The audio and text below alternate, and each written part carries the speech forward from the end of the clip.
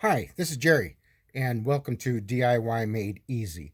In the last video, we talked about how I discovered how you could recharge alkaline batteries at a low current. You can recharge them effectively using a solar light, one of these little solar light pucks, I guess, using the circuit board out of one of those. In this video, I'm going to talk about my power supply that I mentioned in the last one and how I built it and how I came to the point of not really needing the circuit board out of this solar light anymore. So there's several reasons, and as I discussed before, I hate throwing anything away, especially batteries. There's kind of a pain to discard, but also rechargeable batteries. They're generally a 1.2 volts, and anything that you need a 1.5 volt in, like a little CD player or maybe a portable radio or kids walkie talkies or anything like that. These don't work so well in those because they don't put out enough voltage to compensate for what you would normally get from an alkaline battery.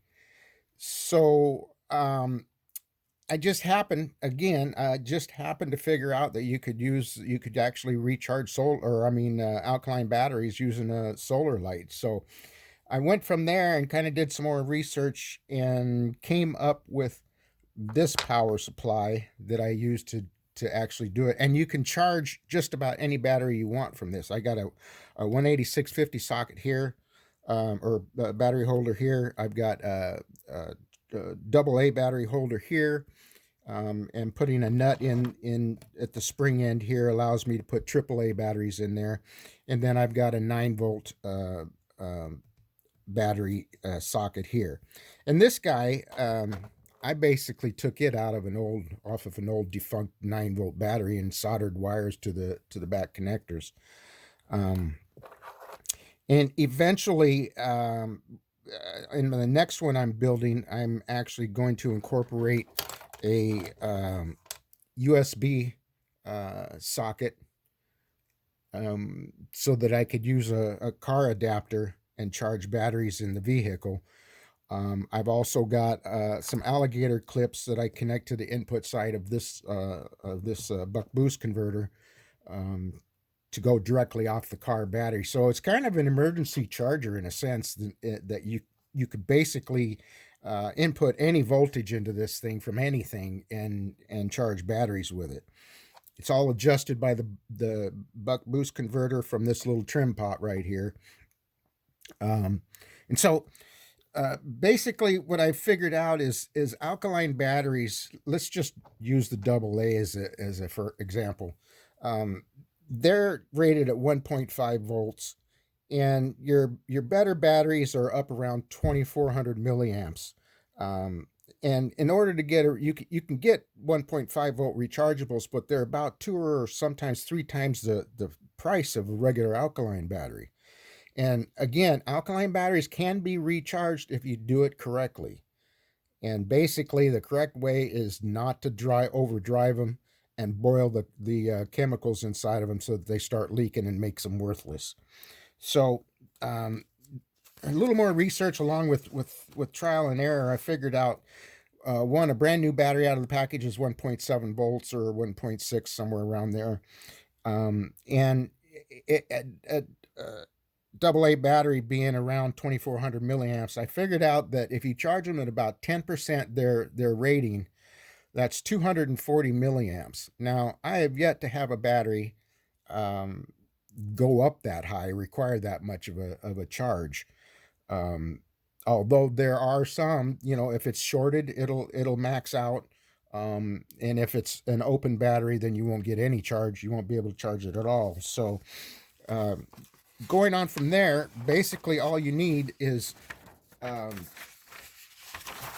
and I get this stuff from Amazon. This is a voltmeter, DC voltmeter.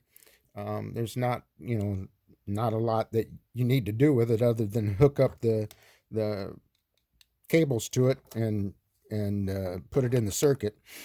And the other thing is, a neat little device called a buck boost converter. This takes about, I think it's 4 volts minimum on the input, and it will actually output 40 volts on the output, depending on how you adjust this little trimmer potentiometer here, or resistor, whatever. And so this is actually a very simple thing to build, and you can build it for about 20 bucks, depending on where you get your parts from. Everything else I basically have scavenged. I did buy these 18650 battery holders, but everything else has pretty much been scavenged out of stuff that, you know, I've had in boxes and drawers for, you know, for years. You can also buy some really nice 9-volt battery holders that work out very well. I took one of these and actually put alligator clips on the end of it, so that I could connect it to the charger and use it for powering devices that may not have like a battery holder or something like that. So anyway, and the only other thing that you really need is some sort of a little bitty screwdriver. Me being a little older, I've got shaky hands these days, so I took a little screwdriver and I used some heat shrink and heat shrunk it so that I could put it on this little teeny tiny adjustable screw here and not have to worry about trying to keep it on there. So basically, you just adjust this guy up and down to get the voltages that you want. I'll have a link down in the description to all the parts you need, and also a link to this schematic. This is not, I mean, seriously, this is not very hard to build. It may look a little complicated on here, but it really isn't if you kind of just take a look at it. Basically, all you're doing is you're bringing your input into your buck boost converter. And then again, you use the adjuster or the potentiometer to adjust the voltage output. This is your output here. I, on my output, put a switch so that this input on this DC meter connector right here, this is a sense. This senses the voltage. So basically it's used in 2 instances. One, to actually read the voltage that you're outputting from your buck boost converter, but also if you turn off the connection or turn off the power coming into your battery holders, it also senses back through the battery what the voltage is of the battery. So it serves 2 purposes. The other thing, of course, is you have the amp meter. This is the amp meter connector. This is the voltmeter connector. Your amp meter is connected into this as well. It looks a little bit weird, but it's the way that it works. The negative side of the amp meter actually goes to the negative side of the output on the buck boost converter, and the positive side of the amp meter actually comes in to the negative side, the negative rail of your output. It's kind of I'm not really sure. I'm not actually a trained electrician. I just kind of tinker around with this stuff, or electronics tech. I just tinker around this stuff, and I just kind of figured it out from there. So at any rate, again, this schematic will be up on my website. There'll be a link to it. Also at the bottom of this is what I've kind of figured out over the years doing this, what your alkaline batteries should be charged at, what voltages. Like a 9-volt, for instance, should be 9.2. A standard AA, AAA is 1.7. And then, of course, this will charge NiCads and nickel metal hydride batteries as well. So any of your rechargeable batteries can be recharged from this device. So again, it's not really a big thing to do. It just takes a little time. I built my own box. I mean, if you got to buy a box, then that might cost you a few bucks. But again, it's, you know, I think I got $20 into this thing, and I charge everything with it. So basically, with the power switch down, or the on-off switch down position, you're not going to see anything on the meter at all. Put it in the up position, you'll see the voltage that it's outputting from the output of the buck boost converter. In this case, I've got a 1.5 volt alkaline battery, And so I want the output from the buck boost converter to be 1.7 volts. So we'll adjust it up until we, whoop, a little too far there, until we get somewhere between 1.6 and 1.7. That ought to do it. And then flip the switch back down. Take that nut out of there. And put your battery in the battery holder. And it'll show you the output of the battery. Now this battery is at 1.37 volts. I just took it out of a solar light I had running overnight. My wife came down into my shop earlier than I did, so it did get a bit of a charge on it from the puck that I have. As I mentioned in my last video, I have a solar light puck attached to one of my overhead fluorescent lights, and I use that to experiment with. But at any rate, it did get a bit of a charge, but it still isn't up where it should be. So basically, when you flip the switch back up again, you're going to see the voltage come up, and you're going to see the milliamps come up. Now, if you watch your milliamps, you'll notice that they're going down. The battery, the internal resistance of the battery, from what I've been able to figure out, will actually control the input from the buck boost converter as far as the charge current goes. And over a, let's say we let this sit overnight, you'll see this current come down to around, sometimes I've seen them, I think on cheaper batteries, I've seen them go down to 0. Excuse me, I got a little bit of a cold today. But as far as, you know, a good type of alkaline battery, sometimes they'll go down to 20, maybe 30 milliamps.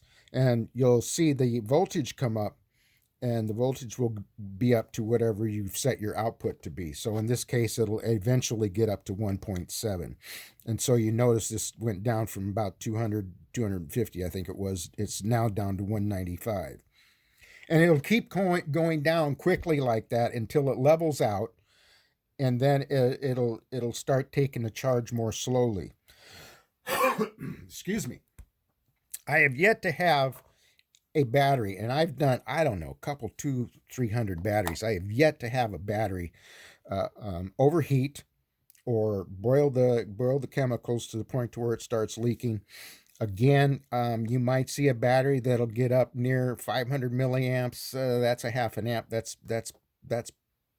quite a bit when it comes to these guys. And I generally will toss that, or dispose of properly, I should say, because that battery's got a bit of a short in it. And most of those do not over time take a charge like they should.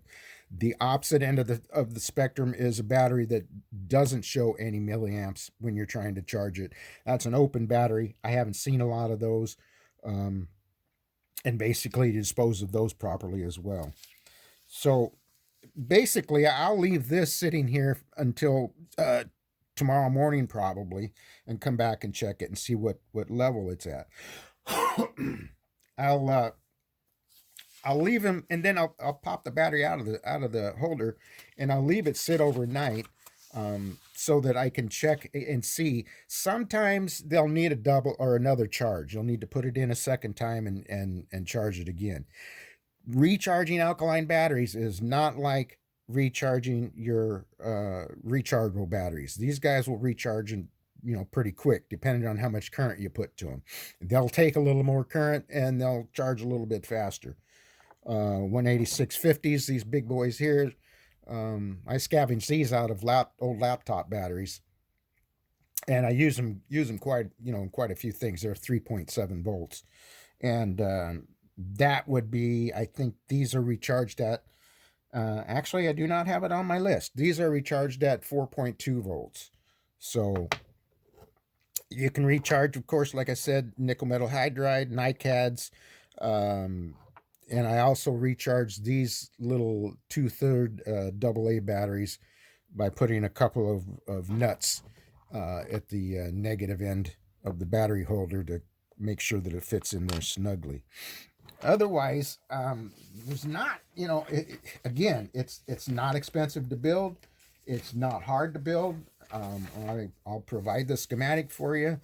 As long as you can kind of work a soldering iron, you can figure this out. In my next one that I build, I'm actually going to take this little bitty thing out of here and put in a bigger potentiometer so that I can do it with my fingers rather than this little teeny tiny screwdriver. As far as this guy goes, I prefer this one. This is the M4430 DC voltmeter. It's about twice the price of the standard one. But the reason I like this is because it gives you 4 digits. So you can read your milliamps. You can get a better feel for what your milliamp draw actually is.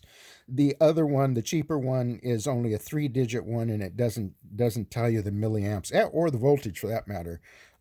Doesn't read that as well. And again, this is just what they call an LM2596 DC converter, also known as a buck converter. So, any questions you might have, feel free to add them down in the comment section. If there's any other projects that you might be interested in that you're not sure about how to do yourself, well then, I'm retired. I got nothing better to do, so I'll take up any project you may want to do. Also down in the description, I'll have links to the parts that I use. And again, you're working with batteries. There's chemicals involved, so you want to kind of be careful. I always check my batteries closely before I charge them to make sure that they're not leaking any. So basically, this is a project you're doing at your own risk, as they like to say. So, hey, thanks for watching. Don't forget to like and subscribe, and again, put any questions or comments you may have down in the comment section, and we'll see you in the next video. Thanks for watching.